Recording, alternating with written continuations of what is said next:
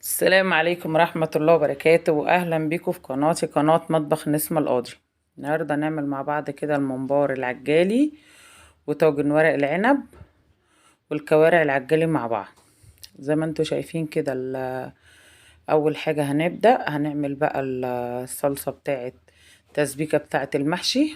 هنا أنا معايا طماطم مفرزاها، بحط معاه شوية مية كده وحبة زيت عشان تتسبك معانا. زي ما انتوا عارفين متفقة معاكم ان انا بحط بصل كتير في المحشي، بحط الصلصة لوحدها تتسبك لوحدها والبصل لوحده عشان انجز في الوقت ويبقى معايا الوقت سريع.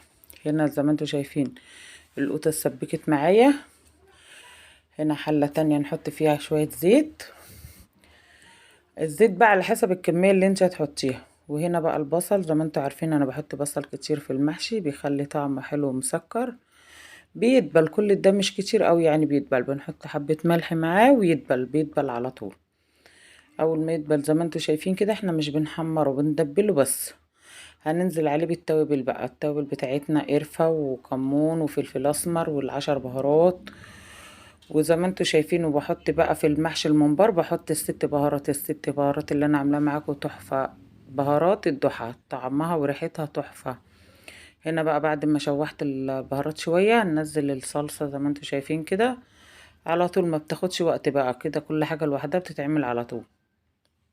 نحط حبة سكر عشان معادلة القوطة، ونحط حبة ملح ونقلب بقى البصل والقوطة والتوابل وكل يعني اللي بتعمل بقى على حسب الكمية اللي هي بتعملها معاه. بنات حبايبي ست البنات تبقى واخدة بالها ان الكمية على قد الحاجة اللي بتعملها. يعني انا هنا عاملة كمية كبيرة، انت بقى لما تيجي تعملي على قد هنا انا حاطه بهارات كتير على قد كميه التسبيكه والرز اللي انا عاملاه. بس انا عامله كميه كبيره عشان هعمل الممبار وهعمل طاجن ورق عنب، واعمل لكم برضو ورق عنب في الحله عشان تعرفي اللي ما عندهاش طاجن تعرف تعمل في الحله عادي، يعني مش هيجرى حاجه. هنا معايا ورق العنب مفرزاه، اما يجي ورق العنب هنفرزه مع بعض بقى بكذا طريقه. هنا بصوا انا بحط حبة زيت وحبة ملح في المية السخنة، وبنزل الورق عنب على طول وهو متجمد على طول، يعني اطلعه من الفريزر لا اطلعه على طول واحطه على طول في المية السخنة على طول، ما اسيبوش لما يفك، لا بحطه على طول في المية السخنة. بعد ما لونه يصفر معاكي كده خلاص، هو لونه غير معاكي كده خلاص، هو اصفر كده هو استوى معاكي. احطه بقى في مية ساقعة شوية، نقعه في مية ساقعة على طول. بحطه في ميه ساقعة توقف سواه، وفي نفس الوقت بغسله بقى كذا مرة عشان احنا لما بنفرزه ما بنغسلوش. خلاص اما الورق العنب يخش اوان ورق العنب وتخزينه هبقى اخزنه معاكم. هنا بقى هنولع الكوارع قبل ما نقعد نحشي المحشي. هنا الكوارع زي ما انتوا عارفين انا بحطها على الناشف، انا حطيتها على الناشف. دي كوارع عجالي هي سمرة عشان هي عجالي سمرة. نحط التوابل معاها بقى فلفل حصى، كبابة صيني، قطعة صغيرة خالص، قرفة بسيطة خالص. هنا نوى بلح، حبهان، ورق لورا، كل التوابل بتاعتنا صحيحة عشان الكوارع بتاخد سوا زي ما انتوا عارفين. هنحط فصين توم معاهم، ونحط بقى بصل وجزر وقوطة ونقطعهم كده زي ما انتوا شايفين وننزلهم عليها، وهنسيبها بقى على الناشف. هسيبها بقى على الناشف خالص، هغطي عليها واسيبها شوية على الناشف. لما تجيب ميتها خالص بقى نبقى نزودها مية سخنة. هنا معانا الممبار انا غسلاه، وورق العنب خلاص انا سلقته. وزي ما انتوا شايفين كده خلاص انا سبت الرز استهدى شوية، وبعدين احط عليه الخضرة اللي انا قطعتها. الخضرة معانا شبت وبقدونس وكزبرة. بسيب الرز استهدى معايا شوية عشان الخضرة تبقى فريش معانا ما تتبلش معانا، لو حطيتيها والرز سخن هتدبل معاكي على طول. انما لما تسيب الرز يستهدى شويه معاكي بص الخضره معاكي تبقى طازه ولونها خضره وعلى لونها. هنا انا الممبار بتاعي الصغير بوريكم، بص صغير، فمش هعرف احط صباعي فيه واحشي بيه. يعني انا لما بحشي ما بيكون واسع شويه بحط صباعين الكبار كده واحشيه. انما هنا لما بتيجي تحشي الممبار الصغير بيبقى عايز قمع، والقمع بيغلب الدنيا وبيبقى ضيق. انا بجيب ازازه صغيره كده واقطعها، بصوا وامسكها كده اهوت زي ما انتوا شايفين كده، بمسك القمع امسك حرف الممبار بالقمع اللي انا قطعاه بتاع الازازه، واحشي على طول بقى، بتحشي معاك على طول، عشان هو ضيق وصغير ومش هعرف احط صباعي فيه احشيه بصباعي. هنا بقى زي ما انتوا شايفين بصوا بيتحشي معاكي بكل سهوله. القمع الصغير، القمع الصغير هيغلبك في النزول، هتفضلي تنزلي فيه هيغلبك على ما تنزلي ده على طول.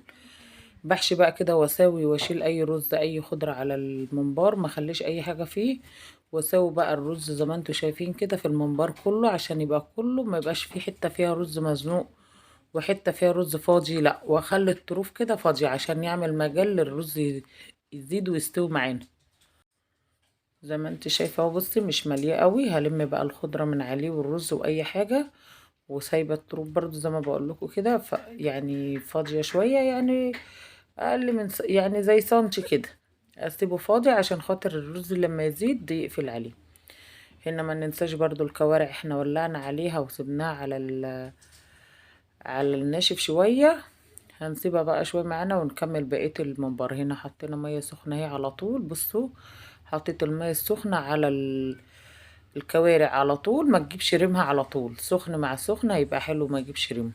هنا بوريكم برضو انا بحشي برضو، بصوا بسيب برضو قد سنتي كده عشان خاطر الرز لما بيزيد كده. انا تميت حشيته كله وسويته كله زي ما انتوا شايفين، ولا رز عليه ولا خضره ولا اي حاجه، وظبطت الرز في الممبار كله عشان كل الرز يبقى ايه، الممبار يبقى صوابع كله، ما تبقاش حته فاضيه وحته متروسه رز قوي، لا يبقى يتساوى، يبقى كله رز زي بعضه.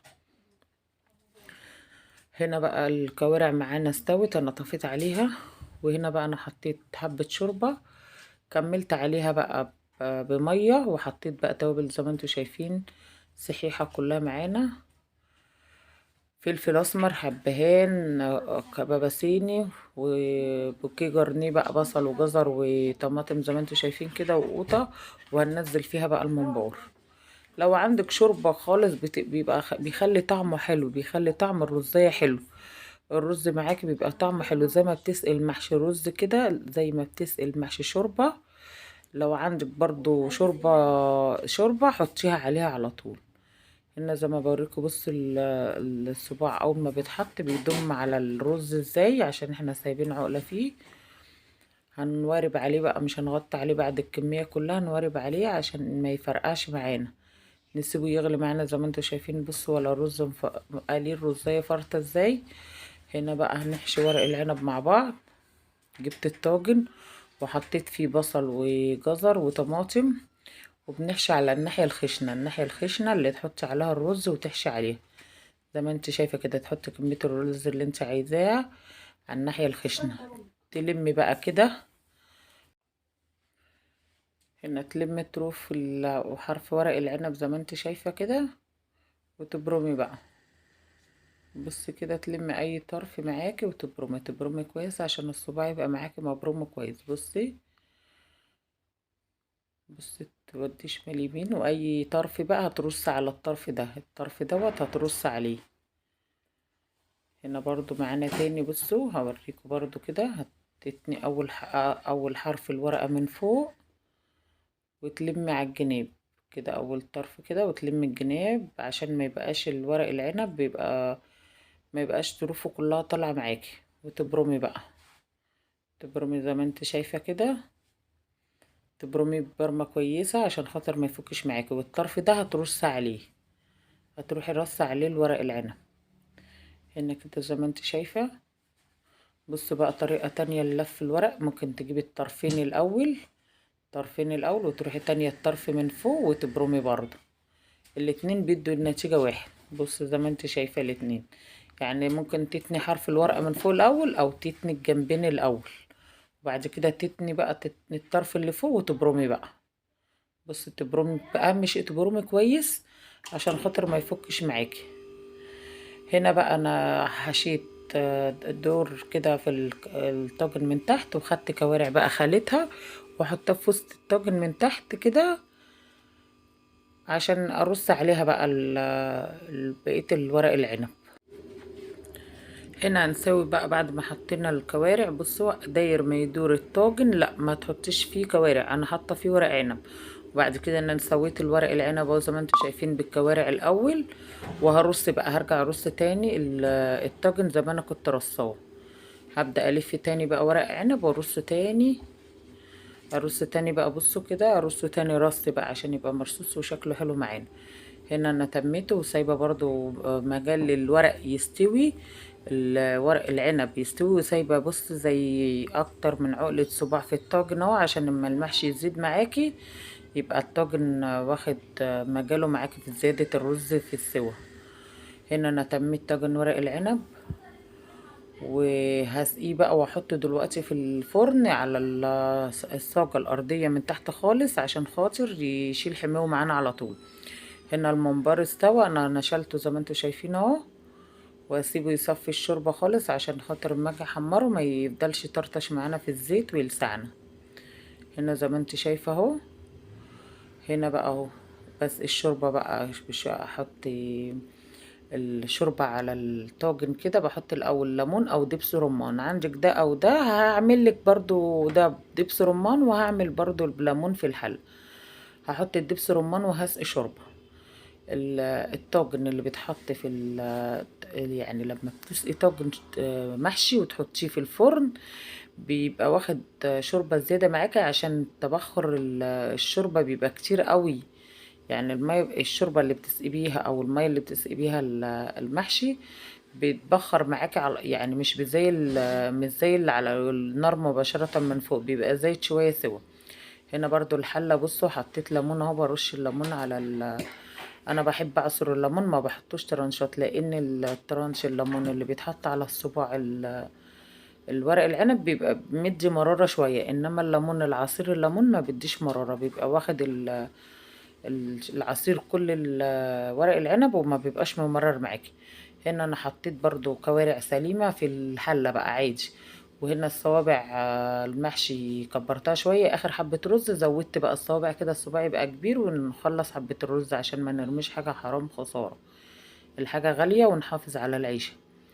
هنا بقى الممبار بقى كده معانا الصفة خالص، هحمره بقى معاكم. بصوا هنا حطيت حبة زيت واحمره عادي بقى، حمريه زي ما انت عايزة، تلونيه زيادة تنشفيه دي حاجة ترجع لك. انا بحب لونه ذهبي حلو هادي كده، وبيبقى في نفس الوقت مقرمش برضو، بيبقى جميل.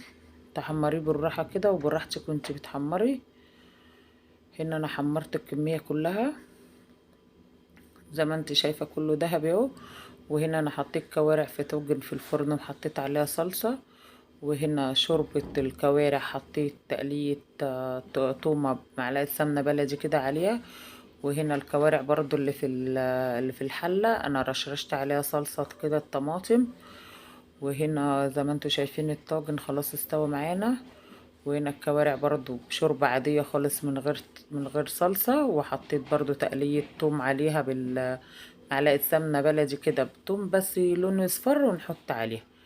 هنا كانت نهاية آه، الفيديو بتاعي في الورق العنب والممبار العجالي والكوارع العجالي، اتمنى يعجبكم. هنا احب اقولك ان الكوارع العجالي طعمها جميل وخفيفة وحلوة، والكوارع الجملي برضو هبقى اعملها معاكم في حلقة تانية، والممبار الجملي هبقى اعمله معاكم برضو.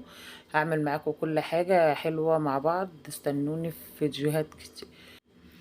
وده كان اخر فيديو ليا في تصوير رمضان، الفيديوهات الجاية كلها تبقى جديدة. اتمنى الفيديو يعجبكم وتدوسولي لايك، واللي ما اشتركش معايا في القناة يشترك معايا. اسيبكم في رعاية الله، السلام عليكم ورحمة الله وبركاته.